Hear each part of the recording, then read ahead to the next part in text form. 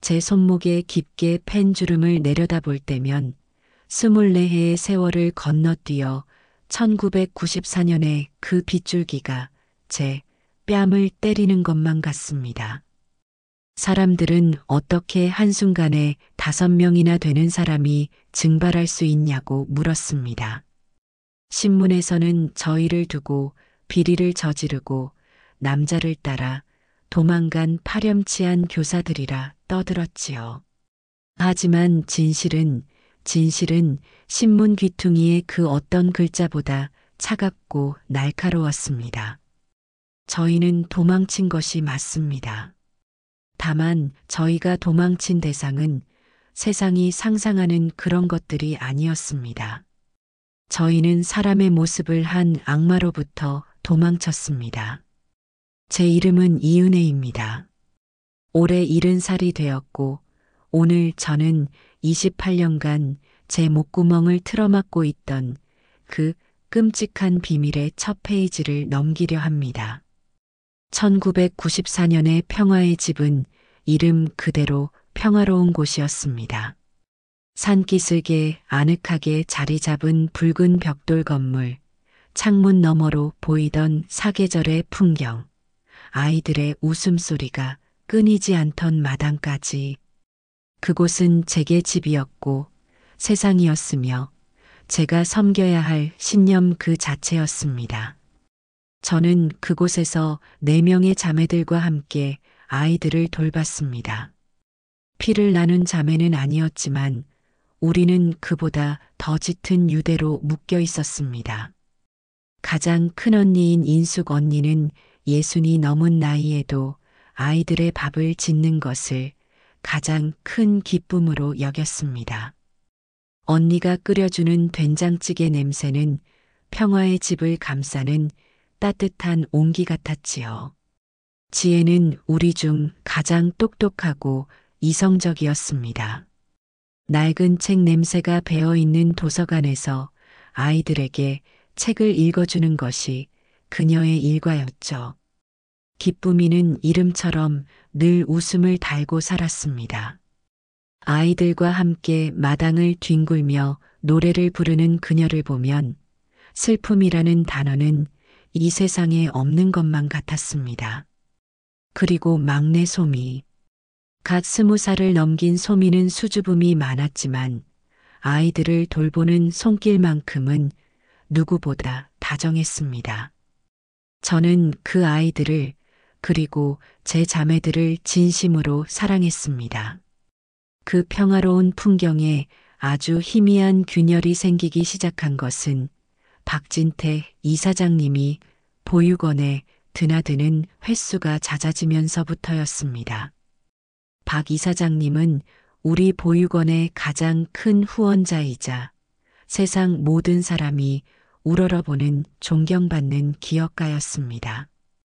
그는 아이들에게 아버지라 불렸습니다.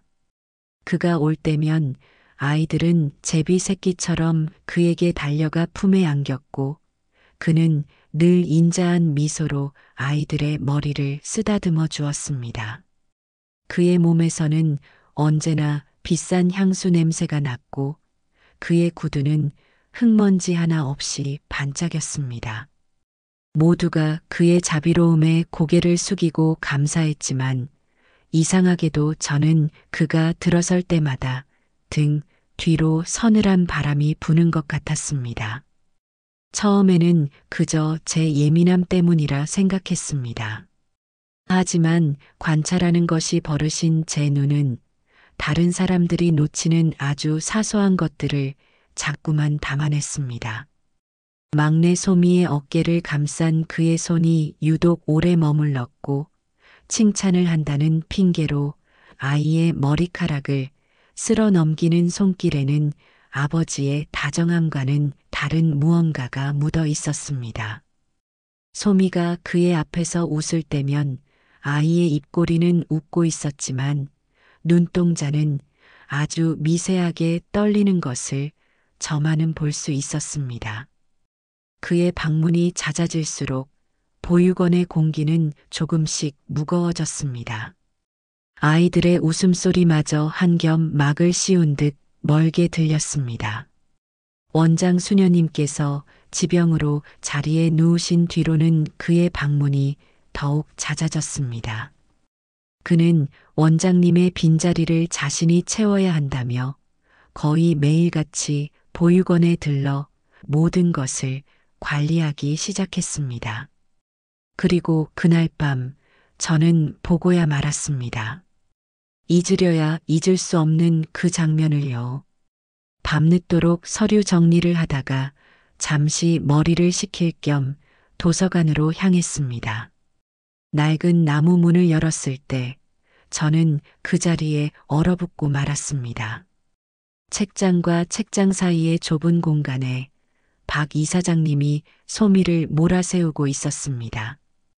그의 커다란 몸이 20살 남짓한 소미의 퇴로를 완전히 막고 있었습니다. 그는 소미의 손목을 강하게 붙들고 있었고 소미는 고개를 푹 숙인 채 아무 말도 하지 못했습니다.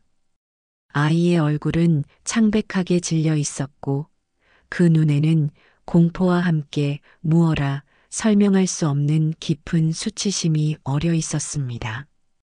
제가 들어서는 소리에 놀란 그가 황급히 소미의 손목을 놓으며 돌아보았습니다. 그는 조금도 당황한 기색 없이 언제나처럼 인자한 미소를 지어 보였습니다. 아, 이 선생님. 늦게까지 고생이 많으십니다. 우리 소미가 책을 좋아해서 무슨 책을 읽는지 잠시 이야기를 나누고 있었습니다. 그의 목소리는 조금의 떨림도 없이 평온했습니다. 하지만 저는 보았습니다. 그의 미소 뒤에 숨겨진 차갑고 번들거리는 눈빛을, 그리고 제게서 시선을 피하며 금방이라도 울음을 터뜨릴 것 같은 소미의 얼굴을. 그 순간 저는 깨달았습니다. 제가 느꼈던 그 서늘한 바람의 정체를. 평화의 집을 감싸고 있던 따뜻한 온기는 모두 거짓이었고 우리는 지금 성스러운 가면을 쓴 포식자의 우리 안에 갇혀 있다는 것을요. 그날 밤 저는 한숨도 잠들지 못했습니다. 제 심장 소리가 제 귀에 천둥처럼 울렸습니다. 무언가 단단히 잘못되었습니다. 아주 끔찍하게요. 그날 밤 이후 제가 보던 세상은 이전과 완전히 달라졌습니다. 아이들의 웃음소리는 위태로운 유리잔처럼 들렸고 박 이사장님의 인자한 미소는 잘 벼린 칼날처럼 제 심장을 겨누는 듯 했습니다. 도서관에서의 그 짧은 순간은 제 눈에 박힌 유리 조각처럼 눈을 감아도 감아도 선명하게 떠올라 저를 괴롭혔습니다. 다음 날 저는 텃밭에서 혼자 김을 메고 있는 소미에게 다가갔습니다. 아이는 저를 보자마자 화들짝 놀라며 시선을 피했습니다. 그 작은 어깨가 파르르 떨리는 것이 보였습니다. 저는 아무렇지 않은 척 옆에 쭈그려 앉아 잡초를 뽑으며 조심스럽게 입을 열었습니다. 소미야, 혹시 무슨 일 있니? 힘든 일 있으면 언니한테 말해도 괜찮아. 제 목소리가 제 귀에도 어색하게 들렸습니다. 소미는 한참 동안 아무 말 없이 흙만 내려다보았습니다. 그러다 아주 작은 목소리로 거의 기어 들어가는 소리로 말했습니다. 아니에요, 언니. 아무 일 없어요. 그 말을 하는 아이의 손끝이 하얗게 질려 있었습니다. 아이는 거짓말을 하고 있었습니다. 두려움이 아이의 목소리를 꽁꽁 얼려버린 것이지요. 저는 더 이상 묻지 못했습니다. 제 질문이 오히려 아이를 더 깊은 공포 속으로 밀어넣을까봐 두려웠습니다. 박 이사장님의 행동은 날이 갈수록 대담해졌습니다. 그는 이제 숨기려 하지도 않았습니다. 모두가 보는 앞에서 소미나 기쁨이처럼 어리고 약한 아이들을 따로 불러냈습니다. 진로 상담이니 개인 면담이니 하는 그럴듯한 핑계를 댔지만 그의 눈빛은 언제나 다른 곳을 향하고 있었습니다. 그의 손은 격려라는 이름으로 아이들의 어깨와 등을 필요 이상으로 오래 그리고 깊게 어루만졌습니다. 그의 손길이 닿을 때마다 아이들의 몸이 순간적으로 굳어지는 것을 저만은 똑똑히 보았습니다. 늘 밝던 기쁨이의 얼굴에서 웃음이 사라지기 시작했습니다. 아이는 눈에 띄게 말수가 줄었고 식사 시간에는 밥을 깨작거리다 남기기 일쑤였습니다. 어느 날 오후 저는 창고 구석에서 혼자 무릎을 끌어안고 소리 없이 울고 있는 기쁨이를 발견했습니다. 아이의 팔뚝에는 희미하게 손자국 같은 붉은 자국이 남아 있었습니다. 기쁨아, 왜 그래? 무슨 일이야? 제 물음에 기쁨이는 고개를 저으며 울기만 했습니다. 제가 뭘 잘못했나 봐요, 언니. 이사장님이 저보고 순결하지 못하다고 자꾸 이상한 걸 물어보세요. 아이의 입에서 나온 말은 제 머리를 망치로 내리치는 듯한 충격을 주었습니다. 순결. 그 단어가 얼마나 폭력적으로 아이를 짓눌렀을지 저는 감히 상상할 수도 없었습니다. 더 이상 혼자서는 안 되겠다고 생각했습니다. 그날 밤 저는 자매들을 모두 제 방으로 불렀습니다. 인숙 언니, 지혜, 기쁨이, 그리고 소미까지. 굳게 닫힌 방문 앞에서 저는 제가 보고 들은 모든 것을 털어놓았습니다. 도서관에서의 일, 기쁨이의 눈물, 박 이사장님의 이상한 행동들까지. 제 이야기가 끝나자 방 안에는 무거운 침묵이 내려앉았습니다.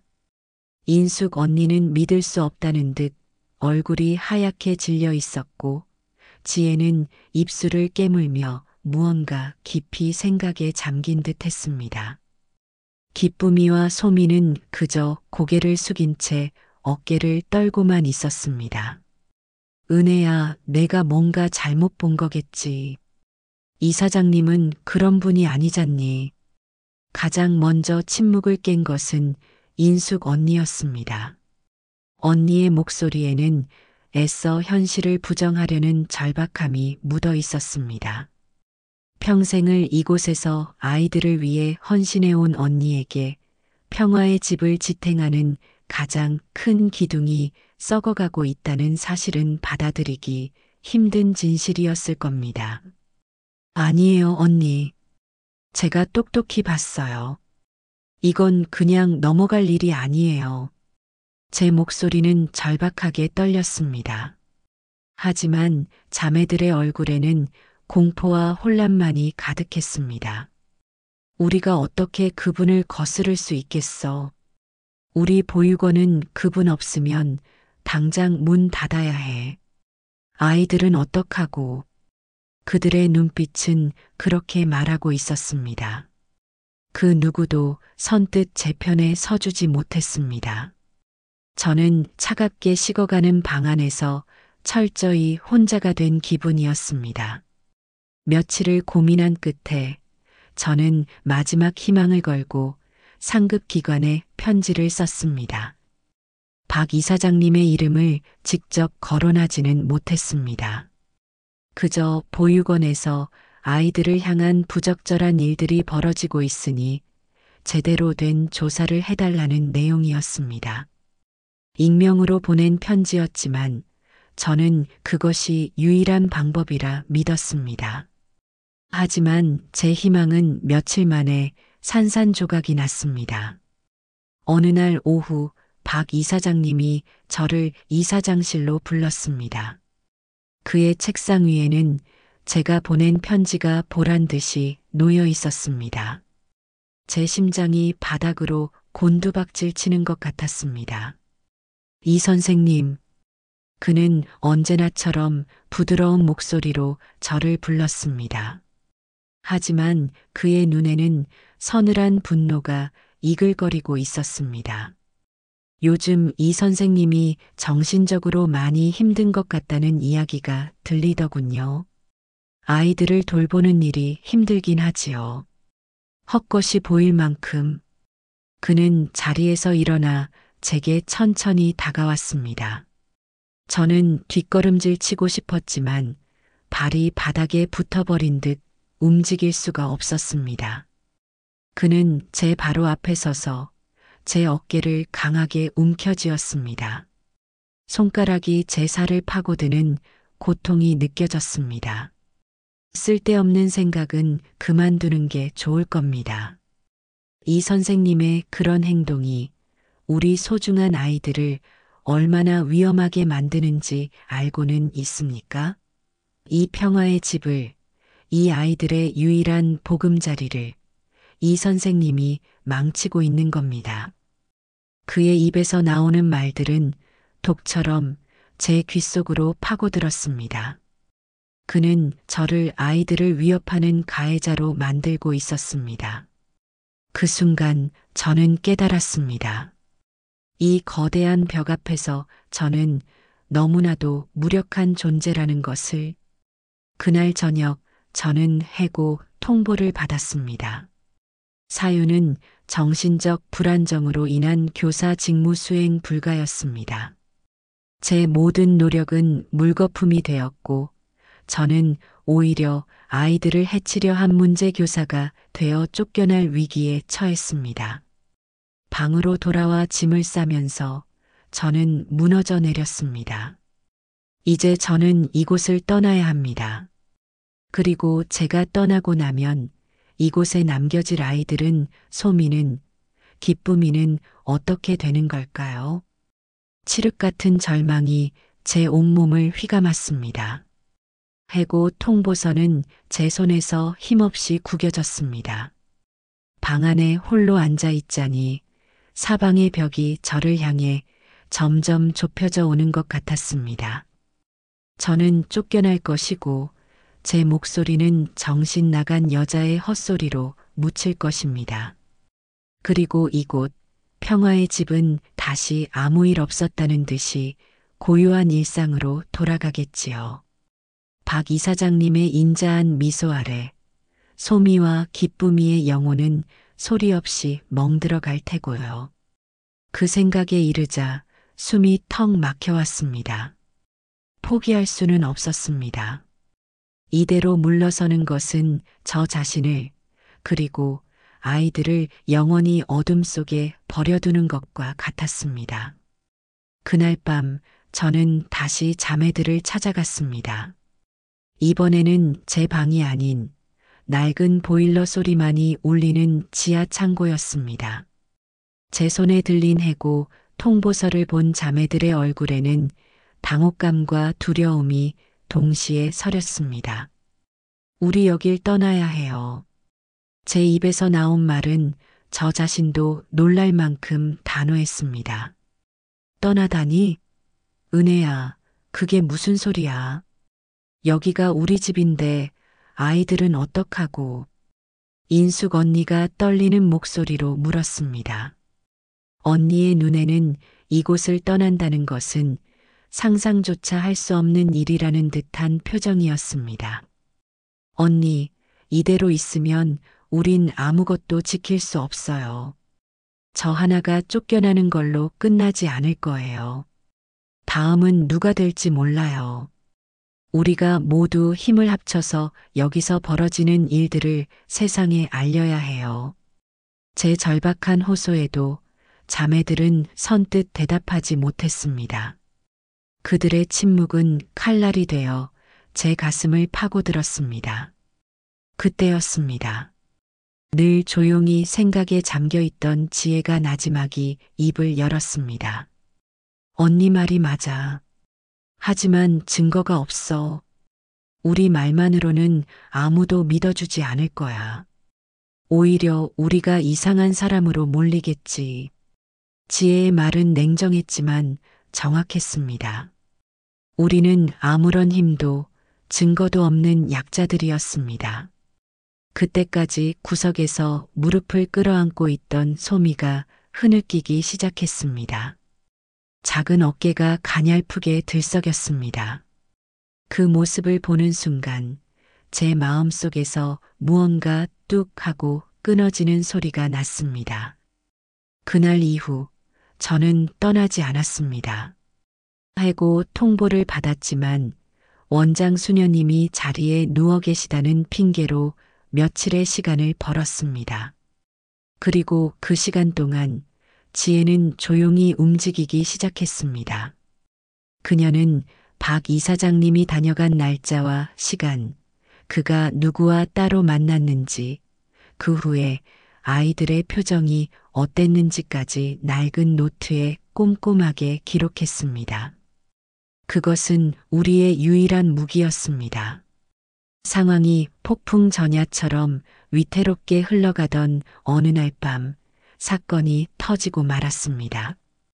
늦은 밤까지 잠 못 이루고 뒤척이는데 방문 밖에서 다급한 발소리가 들렸습니다. 문을 열자 소미가 서 있었습니다. 아이의 옷은 흐트러져 있었고 뺨에는 붉은 손자국이 선명했습니다. 입술은 터져 피가 맺혀 있었고 눈동자는 공포로 완전히 풀려 있었습니다. 아이는 아무 말도 못하고 제 품에 와락 안겨와 몸을 떨었습니다. 무슨 일이야, 소미야? 무슨 일이 있었던 거야? 무서워요. 언니 무서워. 그 사람이 이사장님이. 아이는 말을 잇지 못하고 울음만 터뜨렸습니다. 더 이상 설명이 필요 없었습니다. 오늘 밤 박 이사장님은 선을 넘었습니다. 아이의 영혼에 지울 수 없는 상처를 새기려 했던 겁니다. 저는 소미를 부축해 제 방으로 데려왔습니다. 뒤따라온 자매들은 소미의 모습을 보고 경악을 금치 못했습니다. 특히 인숙 언니는 하얗게 질린 얼굴로 소미의 터진 입술을 보며 부들부들 떨었습니다. 이 짐승만도 못한 놈. 평생 욕 한 번 입에 담지 않던 언니의 입에서 거친 욕설이 터져나왔습니다. 언니는 더 이상 현실을 외면할 수 없었습니다. 눈앞에 끔찍한 진실이 언니가 평생 지켜온 믿음을 산산조각 낸 것입니다. 가자. 여길 뜨는 거야. 인숙 언니의 목소리는 강철처럼 단단했습니다. 그 한마디에 우리의 운명은 결정되었습니다.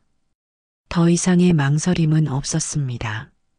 우리는 짐승의 소굴에서 아이들을 지키지 못한 죄인들이었고 이제 남은 것은 탈출뿐이었습니다.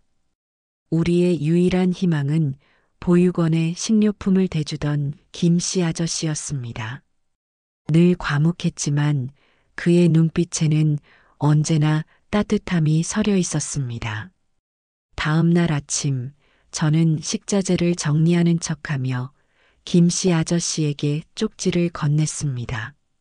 오늘 밤 도움이 필요합니다. 그는 쪽지를 읽고 아무 말 없이 저를 한번 쳐다본 뒤 고개를 작게 끄덕였습니다. 1994년 9월의 그 밤은 유난히 비가 많이 내렸습니다. 마치 하늘이 우리의 슬픔을 아는 것처럼 굵은 빗줄기가 창문을 세차게 때렸습니다. 우리는 아이들이 모두 잠든 것을 확인하고 각자의 방에서 가장 소중한 물건 몇 가지만을 작은 보따리에 쌌습니다. 평생을 살아온 집을 떠나는데 챙길 수 있는 것은 고작 손바닥만 한 사진 한 장, 낡은 성경책 한 권이 전부였습니다. 자정이 넘어 우리는 어둠 속에서 조용히 움직였습니다. 지혜는 그동안 기록했던 노트를 가슴에 품었고 인숙 언니는 혹시나 아이들이 깰까봐 맨발로 복도를 걸었습니다. 주방 뒷문을 열자 차가운 밤 공기와 함께 빗줄기가 쏟아져 들어왔습니다. 우리는 서로의 손을 꼭 잡았습니다. 그 손의 온기만이 이 칠흑 같은 어둠 속에서 유일한 위안이었습니다. 보육원 뒤편의 낡은 담벼락. 약속된 장소에는 김씨 아저씨의 낡은 트럭이 시동을 끈 채 우리를 기다리고 있었습니다. 우리는 서로를 부축하며 젖은 흙바닥을 밟고 담벼락을 넘었습니다. 담을 넘는 순간 제 치맛자락이 날카로운 철조망에 걸려 찢어졌습니다. 살같이 긁히는 작은 고통보다 제 모든 과거가 그렇게 찢겨나가는 것 같은 아픔이 더 컸습니다. 트럭 짐칸에 덮인 눅눅한 방수포 아래 5명의 여인이 몸을 웅크렸습니다. 트럭이 조용히 움직이기 시작했을 때 저는 방수포 틈으로 멀어지는 평화의 집을 보았습니다. 어둠 속에서도 저 붉은 벽돌 건물은 너무나도 선명했습니다.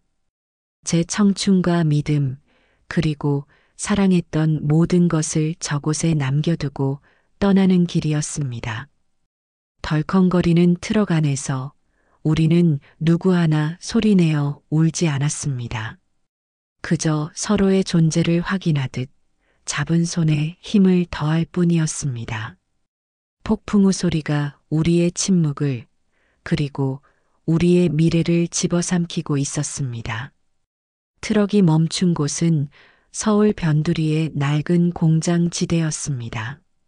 매캐한 쇠 냄새와 기름 냄새가 코를 찔렀고 밤새도록 기계 돌아가는 소리가 귓전을 때렸습니다. 김씨 아저씨는 저희를 허름한 연립주택 옥상의 작은 방으로 안내했습니다. 방이라고는 하지만 성인 여자 5이 누우면 발을 뻗기조차 힘든 좁은 공간이었습니다.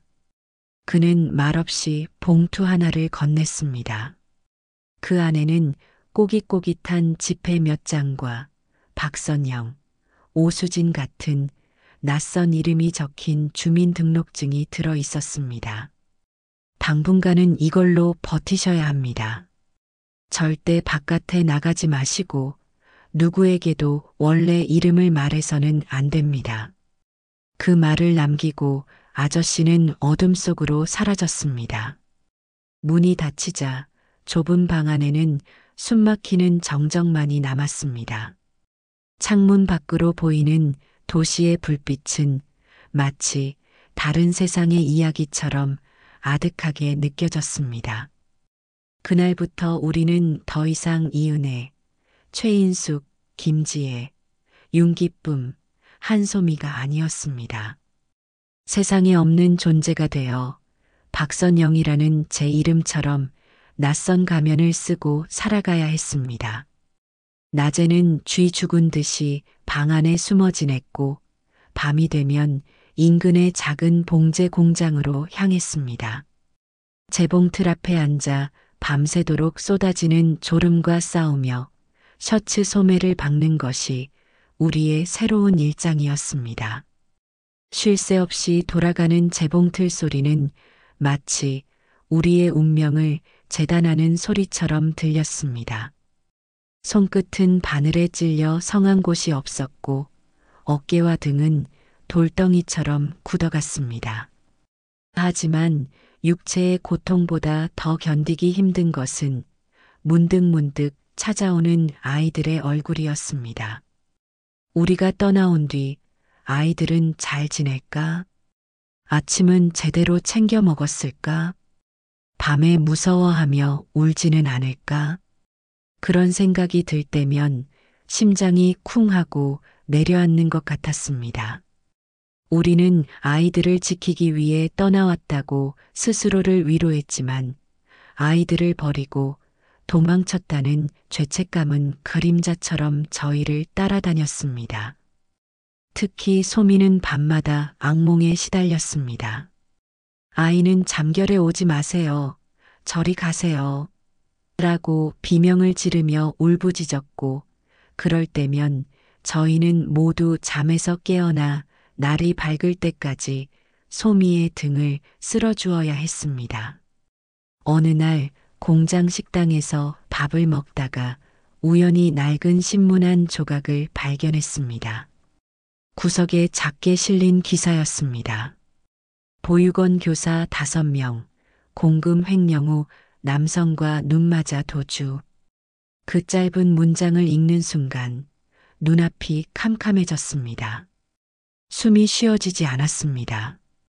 박 이사장님이 언론에 흘린 이야기일 것이 분명했습니다. 그는 자신의 죄를 덮기 위해 우리를 파렴치한 죄인으로 만들어버린 것입니다. 이럴 수가 어떻게 이런 거짓말을. 인숙 언니는 신문을 든 채 손을 부들부들 떨었습니다.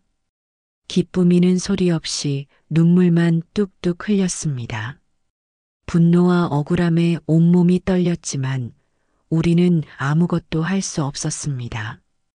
우리는 이미 세상에서 사라진 존재들이었고 우리의 진실을 들어줄 사람은 아무도 없었습니다.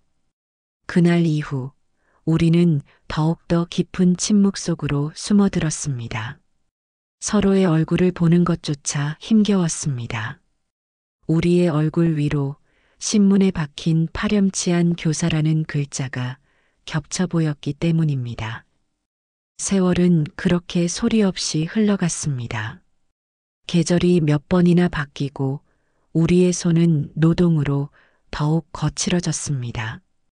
그러는 사이 가장 연장자였던 인숙 언니의 건강이 눈에 띄게 나빠지기 시작했습니다.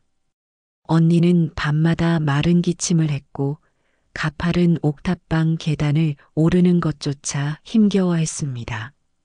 병원에 한번 가보자고 했지만 언니는 손을 내저었습니다. 신분이 없는 우리가 갈 수 있는 병원은 없었습니다. 결국 그해 겨울, 언니는 차가운 옥탑방 한 구석에서 조용히 눈을 감았습니다. 평생을 아이들을 위해 따뜻한 밥을 짓던 언니의 마지막은 제대로 된 약 한 첩 써보지 못한 채 맞이한 허망한 죽음이었습니다. 우리는 언니의 시신을 붙들고 밤새도록 울었습니다. 하지만 우리의 울음소리는 공장의 기계 소리에 묻혀 누구에게도 들리지 않았습니다. 우리는 언니를 최인숙이라는 진짜 이름으로 보내줄 수 없었습니다. 신원불명의 최씨 할머니로 연고 없는 이들이 묻히는 공동묘지 한쪽에 언니를 묻어야 했습니다. 이름 없는 묘비 앞에 흙을 뿌리며 저는 다짐하고 또 다짐했습니다. 언젠가 아주 먼 훗날이 되더라도 반드시 언니의 진짜 이름을 되찾아 주리라고. 인숙 언니의 죽음은 우리에게 깊은 상처와 함께 작은 변화를 가져왔습니다. 이대로 숨어 살다가는 모두가 언니처럼 허무하게 죽어갈 것이라는 위기감이 들었습니다. 우리는 옥탑방을 떠나 조금 더 사람 사는 동네의 작은 반지하 방을 얻었습니다. 그리고 낮에 하는 일을 구하기 시작했습니다. 여전히 신분을 숨겨야 했지만 적어도 햇빛을 보며 살고 싶었습니다. 그러던 어느 날 저는 길거리 가판대에서 파는 신문을 보다가 그 자리에 얼어붙고 말았습니다. 일면을 장식한 커다란 사진. 사회에 헌신한 기업인에게 주는 상을 받으며 카메라를 향해 인자하게 웃고 있는 박 이사장님의 얼굴이었습니다. 사진 아래에는 아이들의 영원한 아버지 박진태 이사장이라는 문구가 적혀 있었습니다. 그 웃는 얼굴을 보는 순간 제 안에서 무언가 뜨거운 것이 치밀어 올랐습니다. 그는 여전히 저렇게 세상의 존경을 받으며 살아가고 있는데 우리는 이름도 과거도 빼앗긴 채 숨어 살고 있었습니다. 인숙 언니는 차가운 땅 속에 이름 없이 묻혀 있는데 그는 저렇게 환하게 웃고 있었습니다. 참을 수 없는 분노가 제 온몸을 떨리게 했습니다. 이 세상에 정의라는 것이 정말 존재하기는 하는 걸까요? 그날 밤 저는 잠든 자매들 몰래 지혜가 숨겨두었던 낡은 노트를 꺼내 보았습니다. 그 안에는 그날의 기록들이 여전히 생생하게 남아 있었습니다. 이 진실을 이대로 묻어버릴 수는 없었습니다. 절대로. 신문에서 박 이사장님의 얼굴을 본 이후 제 마음속에는 차가운 분노와 함께 어떤 결심 같은 것이 자리 잡기 시작했습니다. 하지만 현실은 달라지지 않았습니다. 우리는 여전히 세상의 눈을 피해 살아야 하는 그림자 같은 존재들이었고, 진실을 밝힐 방법은 어디에도 보이지 않았습니다. 시간은 그런 저희의 마음을 아는지 모르는지 무심하게만 흘러갔습니다. 2000년대에 들어서면서 저희의 삶에도 작은 변화들이 생겼습니다.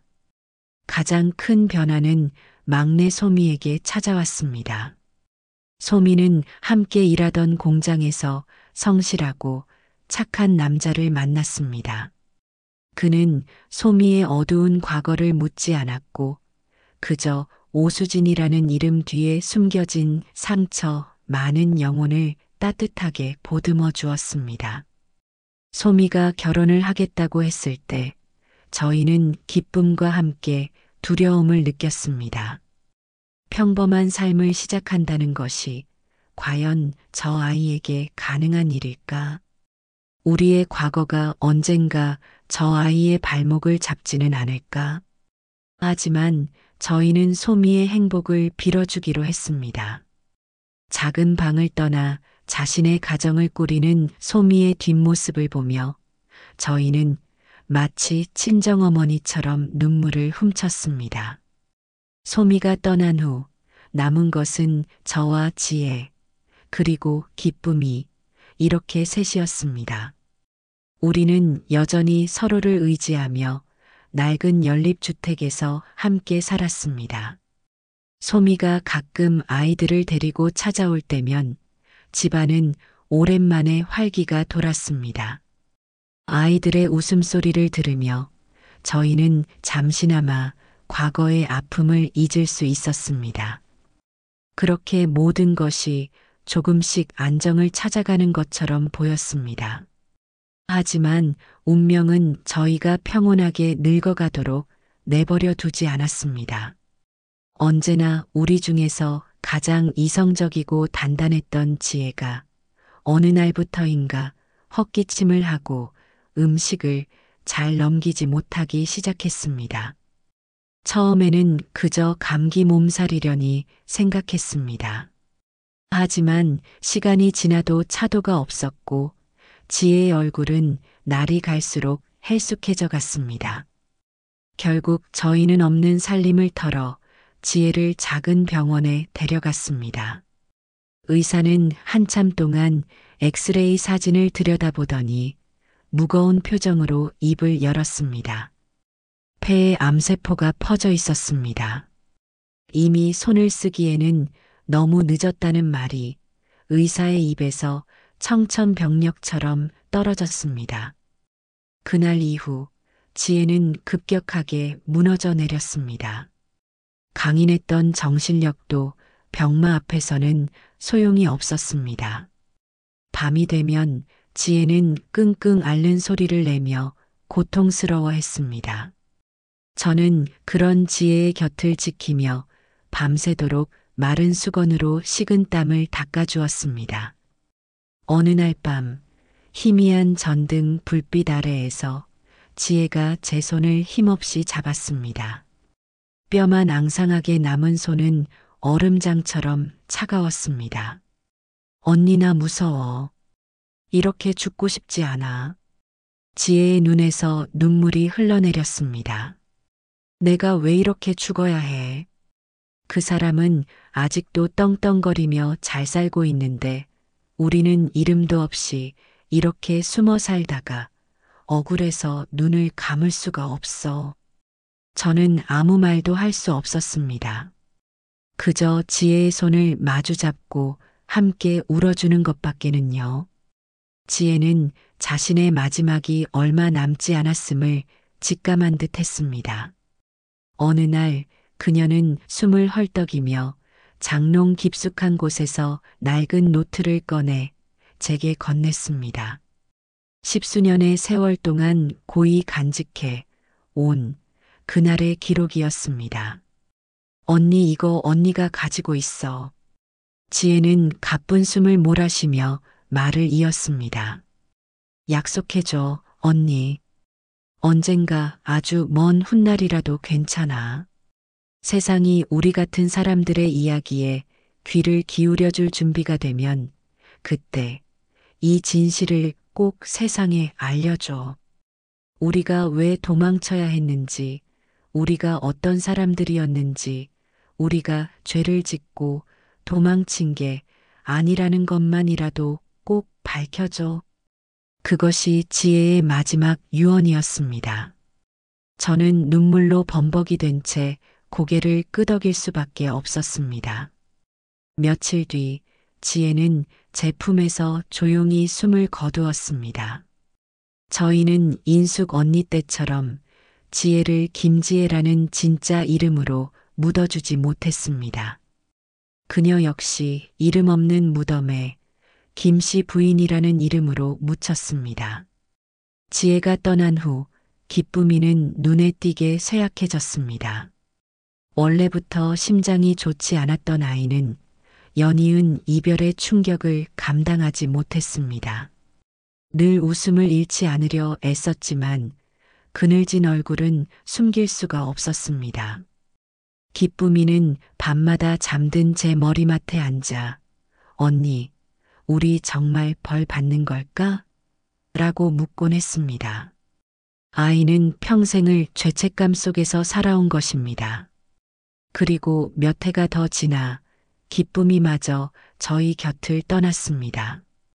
어느 날 아침 잠에서 깨어나 보니 옆자리에 누워있던 기쁨이는 이미 숨을 거둔 뒤였습니다. 마치 잠을 자는 듯 평온한 얼굴이었습니다. 평생을 악몽과 고통 속에서 살았던 아이가 마지막 순간만큼은 편안했기를 간절히 바랄 뿐이었습니다. 이제 그날 밤 함께 담을 넘었던 5명의 자매 중에서 남은 것은 저와 새로운 삶을 살고 있는 솜이 단둘뿐이었습니다. 거대한 비밀의 무게가 지혜와의 마지막 약속이 온전히 제 어깨 위로 내려앉았습니다. 저는 죽은 자매들의 얼굴을 떠올리며 지혜가 남긴 낡은 노트를 품에 안았습니다. 이대로 모든 것을 묻어버릴 수는 없었습니다. 하지만 어떻게, 무엇부터 시작해야 할까요? 늙고 병든 제게 과연 그런 힘이 남아있기는 한 걸까요? 막막한 어둠 속에서 저는 길을 잃은 아이처럼 서 있었습니다. 기쁨이마저 떠나보낸 후 저의 시간은 멈춰버린 낡은 시계처럼 더디게 흘러갔습니다. 혼자 남은 반지하 방의 공기는 유난히 차고 무거웠습니다. 저는 작은 봉제 공장에서 허드렛 일을 하며 하루하루를 버텼습니다. 밤이 되면 죽은 자매들의 얼굴이 천장에 어른거렸습니다. 인숙 언니의 따뜻한 된장찌개 냄새, 지혜의 나지막한 책 읽는 소리, 기쁨이의 청아한 웃음소리가 환청처럼 귓가에 맴돌았습니다. 그리고 지혜가 제 손에 쥐어주었던 낡은 노트. 그 노트는 제 장롱 깊숙한 곳에서 저와 함께 늙어가고 있었습니다. 지혜와의 약속은 제 심장에 박힌 가시처럼 숨을 쉴 때마다 저를 아프게 찔렀습니다. 진실을 밝혀야 한다는 것을 머리로는 알았지만 제 몸은 두려움이라는 쇠사슬에 꽁꽁 묶여 있었습니다. 28년이라는 세월이 흘렀습니다. 이제 와서 누가 제 말을 믿어줄까요? 박 이사장님은 여전히 그 지역에서 존경받는 유지로 살아가고 있을 테고 저는 신분도 증인도 없는 초라한 늙은이에 불과했습니다. 무엇보다 이제는 평범한 가정을 꾸리고 살아가는 소미의 삶을 망가뜨릴 수는 없었습니다. 그 아이만큼은 과거의 악몽에서 벗어나 행복하게 살아야 했습니다. 그렇게 몇 년의 세월이 또 흘러 저는 2022년을 맞았습니다. 은퇴 후 작은 도시의 임대 아파트로 거처를 옮겨 조용히 살아가고 있었습니다. 텔레비전을 보거나 신문을 읽는 것이 유일한 소일거리였습니다. 그러던 어느 날 지역 신문 한 귀퉁이에서 익숙한 지명을 발견하고 심장이 멎는 듯 했습니다. 제가 떠나온 고향 마을의 소식이었습니다. 기사는 평화의 집 보육원 건물이 철거되고 그 자리에 시에서 운영하는 청소년 센터가 새로 들어섰다는 내용이었습니다.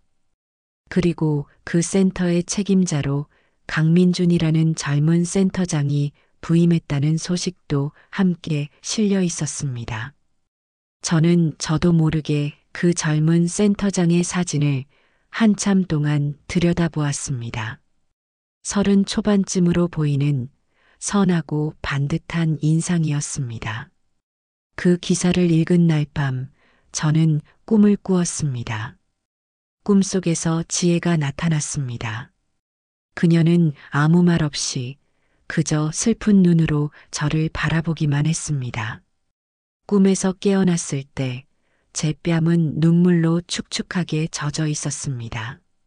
언니 약속해줘. 지혜의 마지막 목소리가 귓가에 생생하게 울렸습니다.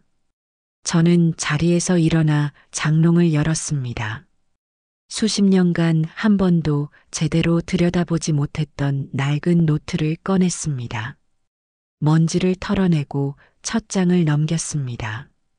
그곳에는 지혜의 단정한 글씨로 그날의 끔찍한 기록들이 날짜와 시간까지 정확하게 적혀 있었습니다. 한 장 한 장 넘길 때마다 잊었다고 생각했던 그날의 공포와 분노가 제 안에서 다시 살아나는 것 같았습니다. 이대로는 안 된다. 이대로 죽을 수는 없다. 어디서 그런 용기가 났는지 모르겠습니다. 어쩌면 그것은 용기가 아니라 더 이상 잃을 것이 없는 자의 마지막 몸부림이었을지도 모릅니다. 저는 결심했습니다. 제가 도망쳤던 그곳으로, 제 과거가 묻혀 있는 그 땅으로 돌아가기로. 다음 날 저는 평생 타본 적 없는 고속버스에 몸을 실었습니다. 차창 밖으로 스쳐 지나가는 풍경들이 낯설게만 느껴졌습니다. 28년 만에 돌아가는 고향은 제 기억 속의 모습과는 많이 달라져 있었습니다. 버스에서 내려 마을 입구에 섰을 때 저는 한참 동안 아무 말도 없이 서 있기만 했습니다. 심장이 미친 듯이 뛰었고 다리가 후들거려 금방이라도 주저앉을 것 같았습니다. 돌아오지 말았어야 했다는 후회가 파도처럼 밀려왔습니다. 하지만 저는 발걸음을 옮겼습니다. 제 발은 마치 자석에 이끌린 쇠붙이처럼 옛 평화의 집이 있던 곳을 향하고 있었습니다.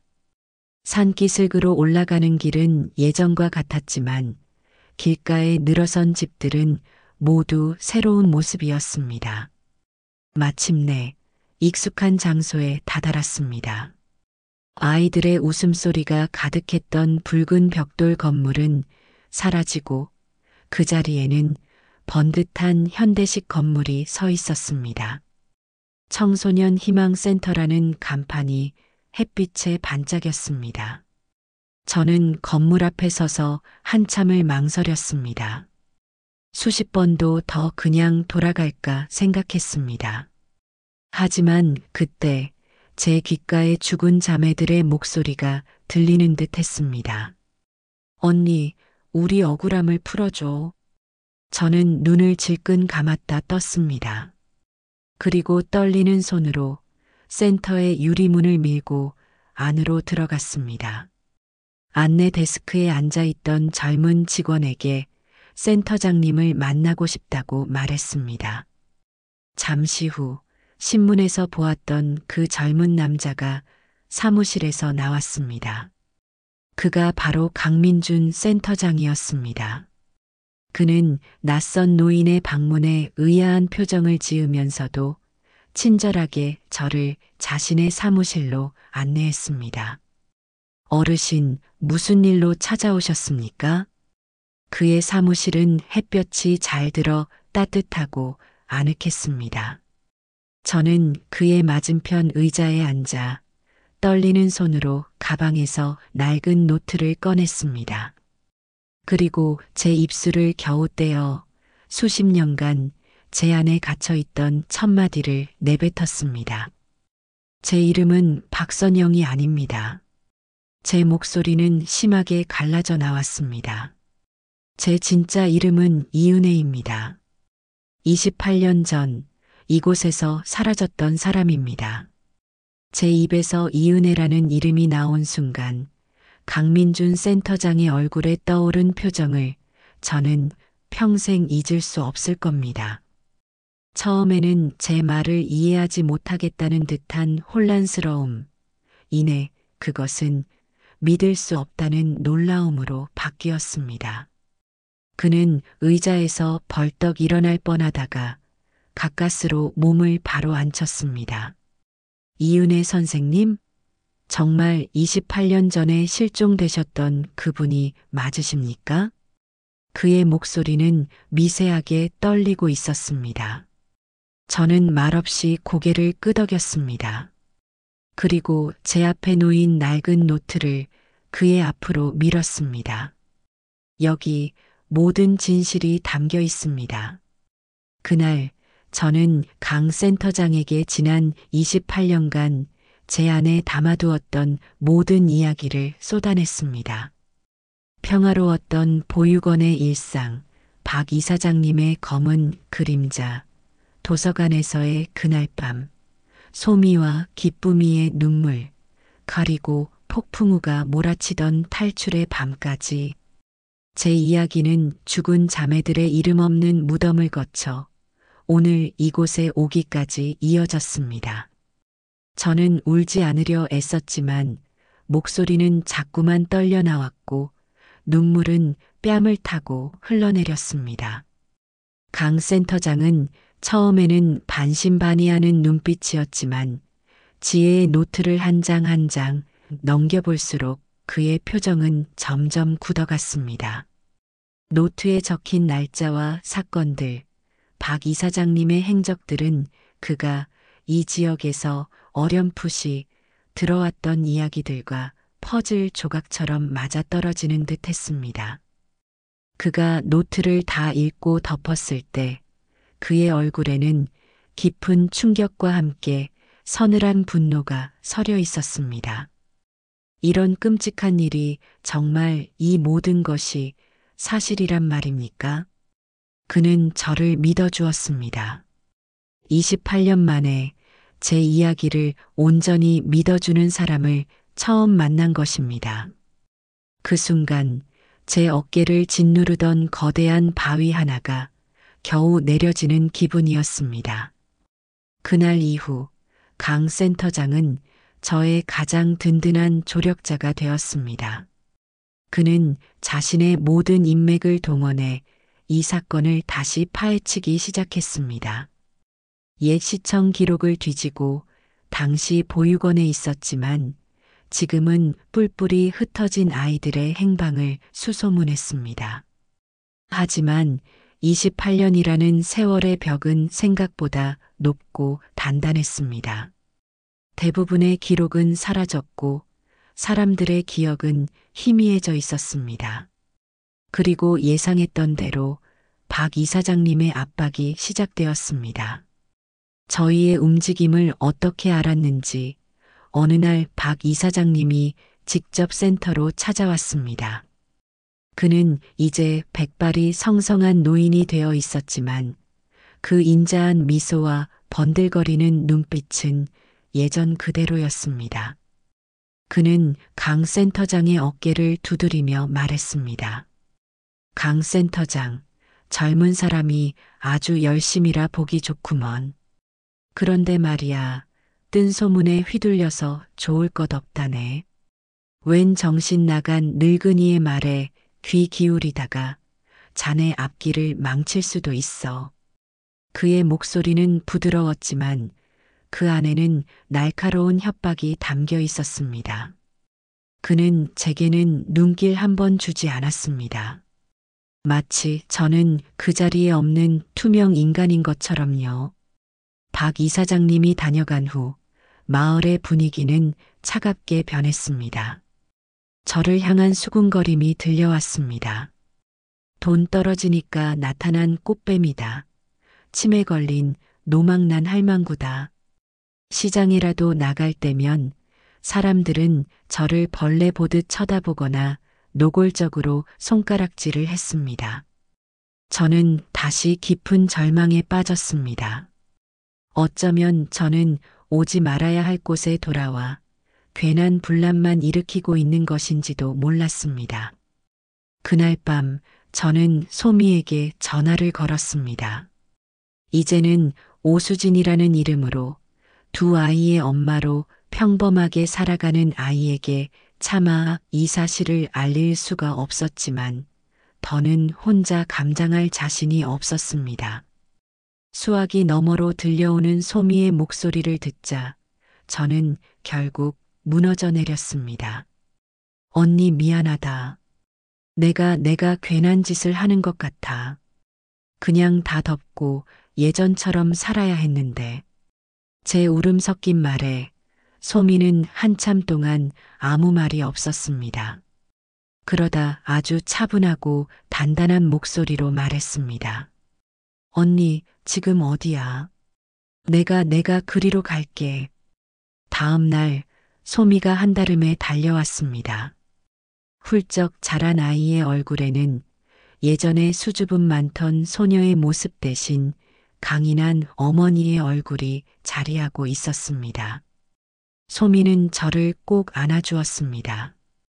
언니 혼자 얼마나 힘들었어.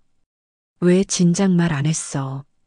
저는 소미의 삶을 망치고 싶지 않았다고, 너만큼은 행복하게 살아야 한다고 말했습니다.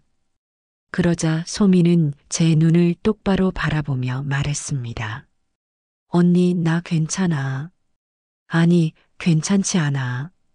지난 30년 가까이 단 하루도 그날 밤을 잊은 적이 없어.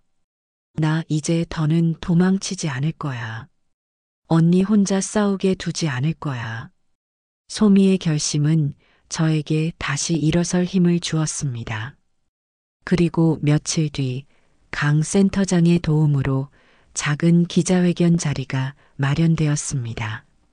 지역 신문사와 방송사에서 나온 몇 명의 기자들 앞에서 저는 떨리는 목소리로 28년간의 진실을 이야기하기 시작했습니다.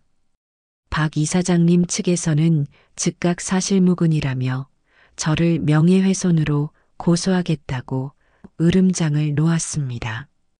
여론은 여전히 제게 차가웠고 모든 것이 불리하게 돌아가는 것처럼 보였습니다. 기자회견이 끝나고 모두가 흩어지려던 바로 그때였습니다. 기자회견장 문이 열리고 소미가 안으로 들어섰습니다. 모든 사람들의 시선이 그녀에게 쏠렸습니다. 소미는 카메라 플래시 세례를 받으며 조금의 망설임도 없이 단상 위로 올라왔습니다. 그리고 마이크를 잡았습니다. 여러분, 제 본명은 한소미입니다. 그리고 제가 28년 전 그날 밤에 또 다른 증인입니다. 그 순간 기자회견장 안의 공기가 완전히 바뀌었습니다. 터지던 카메라 플래시마저 잠시 멈춘 듯한 정적. 소미의 그 한마디는 28년간 굳게 닫혀있던 진실의 문을 여는 열쇠가 되었습니다. 소미의 목소리가 기자회견장에 울려 퍼지는 순간 저는 숨을 멈췄습니다. 제 옆에 선 소미는 더 이상 과거의 상처에 떨던 어린아이가 아니었습니다. 두려움을 정면으로 마주하기로 결심한 한 사람의 얼굴에는 그 어떤 말보다 강한 힘이 서려 있었습니다. 소미는 떨리는 목소리였지만 한자 한자 힘주어 그날 밤의 진실을, 그리고 수십 년간 자신을 괴롭혔던 악몽의 실체를 세상에 꺼내놓았습니다. 소미의 용기 있는 증언은 굳게 닫혀있던 댐의 작은 균열과도 같았습니다. 처음에는 아무도 믿지 않으려 했던 저희의 이야기에 사람들이 조금씩 귀를 기울이기 시작했습니다. 그리고 놀라운 일들이 벌어졌습니다. 저희의 기자회견이 뉴스를 통해 알려지자 전국 각지에서 전화가 걸려오기 시작했습니다. 저도 평화의 집에 있었어요. 이은혜 선생님, 기억나세요? 수십 년 만에 듣는 아이들의 목소리였습니다. 이제는 중년이 된 그들은 어릴 적 어렴풋이 느꼈던 박 이사장님의 이상한 행동들과 보육원의 서늘했던 분위기를 기억해냈습니다. 어떤 이는 박 이사장님이 자신에게 했던 부적절한 말들을 증언했고, 또 다른 이는 저희가 사라진 뒤 보육원이 어떻게 변해갔는지를 이야기했습니다. 그들의 증언은 흩어져 있던 퍼즐 조각처럼 하나로 모여 거대한 진실의 그림을 완성해 나갔습니다. 박 이사장님은 끝까지 자신의 죄를 부인했습니다. 그는 최고의 변호사를 고용해 저희를 은혜를 원수로 갚는 배은망덕한 자들로 몰아세웠습니다. 하지만 본물처럼 터져나온 증언들과 지혜가 남긴 낡은 노트의 기록 앞에서 그의 거짓말은 더 이상 힘을 발휘하지 못했습니다. 공소시효가 지나 그를 법의 심판대에 세울 수는 없었습니다. 하지만 그는 그보다 더 큰 벌을 받았습니다. 평생을 쌓아 올린 명예와 존경이 하루아침에 무너져 내렸습니다. 아이들의 아버지라 불리던 그는 이제 성스러운 가면을 쓴 악마로 불리게 되었습니다. 그는 결국 모든 직위에서 물러나고 마을에서 쫓겨나듯 사라졌습니다. 그가 어디로 갔는지, 어떻게 살고 있는지 아는 사람은 아무도 없었습니다. 모든 것이 끝났을 때 저는 소미와 함께 인숙 언니와 지혜, 그리고 기쁨이가 묻힌 공동묘지를 찾아갔습니다.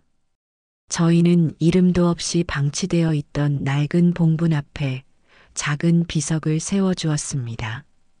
비석에는 그들의 진짜 이름 최인숙, 김지혜, 윤기쁨을 새겼습니다. 차가운 비석에 새겨진 자매들의 이름을 손끝으로 쓸어내리며 저는 나지막이 속삭였습니다. 언니, 지혜야, 기쁨아, 이제 편히 쉬어. 우리가 언니들 이름 되찾아왔어. 그제야 참았던 눈물이 쏟아져 내렸습니다. 28년 동안 제 가슴 속에 응어리져 있던 모든 슬픔과 분노, 억울함이 눈물과 함께 씻겨 내려가는 것 같았습니다. 몇 년의 시간이 흘렀습니다. 많은 것이 변했습니다. 강민준 센터장과 지역 주민들의 도움으로 옛 평화의 집 터에는 새로운 건물이 들어섰습니다. 그곳은 저와 같은 아픔을 겪은 여성들이 상처를 치유하고 새로운 삶을 시작할 수 있도록 돕는 작은 쉼터가 되었습니다. 저희는 그곳에 진정한 평화의 집이라는 이름을 붙였습니다. 남편과 사별한 소미는 아이들을 다 키운 후 이곳으로 돌아와 저와 함께 쉼터를 꾸려나가고 있습니다. 소미는 자신과 같은 상처를 가진 어린 친구들의 손을 잡아주며 그 누구보다 따뜻한 위로를 건네는 든든한 선생님이 되었습니다. 저는 이제 이른이 훌쩍 넘은 할머니가 되었습니다. 쉼터 정원에 작은 텃밭을 가꾸는 것이 제 소일거리입니다. 흙을 만지고 씨앗을 심을 때면 저는 평화의 집에서 아이들과 함께 웃던 24살의 제 모습을 떠올립니다. 아픈 기억이지만 그 기억 또한 제 삶의 일부임을 이제는 받아들일 수 있게 되었습니다. 정원 한쪽에는 5개의 나란한 벤치가 놓여 있습니다. 인숙, 지혜, 기쁨, 소미, 그리고 제 이름이 새겨진 벤치입니다. 햇살 좋은 오후, 저는 그 벤치에 앉아 쉼터에서 들려오는 아이들의 웃음소리를 듣곤 합니다. 그럴 때면 먼저 떠나간 자매들이 제 곁에 와 함께 앉아 있는 것만 같습니다. 제 이야기는 이렇게 끝이 납니다.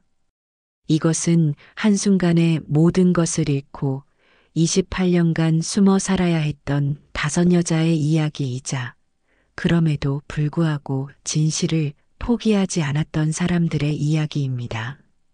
그리고 마침내 자신의 이름을 되찾고 진정한 평화를 얻게 된 한 늙은 여자의 이야기이기도 합니다. 혹시 지금 어두운 터널 속에서 홀로 떨고 있는 분이 계신가요? 괜찮다고, 당신의 잘못이 아니라고 말해주고 싶습니다. 그리고 세상에 당신의 목소리를 내는 것을 두려워하지 마세요. 아주 작은 목소리일지라도 그 목소리가 세상을 바꾸는 시작이 될 수 있습니다. 저의 기나긴 이야기가 당신에게 작은 용기가 될 수 있기를 진심으로 바랍니다. 이 길고 아픈 이야기는 우리에게 깊은 교훈을 남깁니다. 진실은 아무리 오랜 시간 어둠 속에 묻혀 있더라도 결코 사라지지 않는다는 것입니다. 한 사람의 작은 용기가 다른 이들의 용기를 일깨우고 그 용기들이 모여 거대한 거짓의 벽을 무너뜨릴 수 있음을 보여줍니다. 또한 진정한 치유는 과거를 외면하는 것이 아니라 정면으로 마주하고 자신의 상처를 당당히 이야기할 때 시작된다는 것을 가르쳐 줍니다. 고통의 시간을 함께 견뎌낸 이들의 연대는 그 어떤 시련보다 강하며 결국 상처 입은 영혼들을 일으켜 세우는 가장 따뜻한 힘이 되어 주었습니다. 이 이야기는 우리 모두에게 묻고 있습니다. 당신은 불의 앞에서 침묵하고 있지는 않은지, 그리고 고통받는 이의 작은 목소리에 귀 기울일 준비가 되어 있는지 말입니다. 28년간 묻혀있던 진실을 향한 기나긴 여정에 함께해 주셔서 진심으로 감사합니다. 이 이야기가 여러분의 마음에 깊은 울림을 주었기를 바랍니다. 여러분의 구독과 좋아요는 저희 청춘을 돌려다오 채널이 세상에 더 많은 진실과 감동을 전하는데 큰 힘이 됩니다. 잊히고 소외된 이야기들에 계속해서 빛을 비출 수 있도록 따뜻한 응원과 참여를 부탁드립니다.